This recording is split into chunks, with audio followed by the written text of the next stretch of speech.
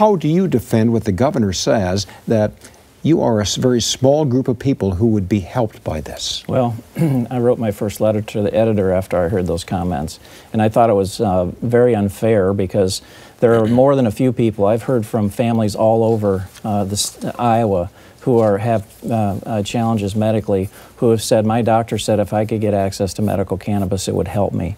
And my position is that we shouldn't have to move from Iowa to another state to get the help that we need. I'm a fourth generation West Des Moines resident. My son lives here, so he's our fifth generation. Our health care shouldn't be dictated by what zip code we live in. And some of these medical marijuana laws have been passed back in 1998. Alaska and Oregon passed it in 1998. This has been around for 16 years. There's 117 million people in the United States that have had access to this medicine. There are no horror stories coming out of these states that have medical marijuana. The only horror stories that people point to are places like Colorado, where it's been legalized. And in fairness to us, it's obvious that it helps. My daughter's on a non-FDA approved drug.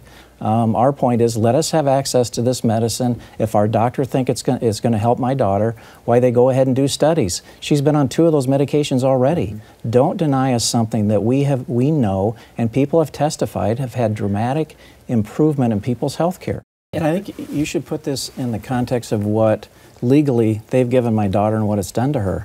When she was 8 months old, we were at the University of Iowa Hospital, and the neurologist said, Steve, once we start putting Margaret on this medication, it will stunt her mental growth. She's 24 years old and she's 5 years old mentally. That has occurred because of the legal medications that they said we need to give your daughter to preserve her life.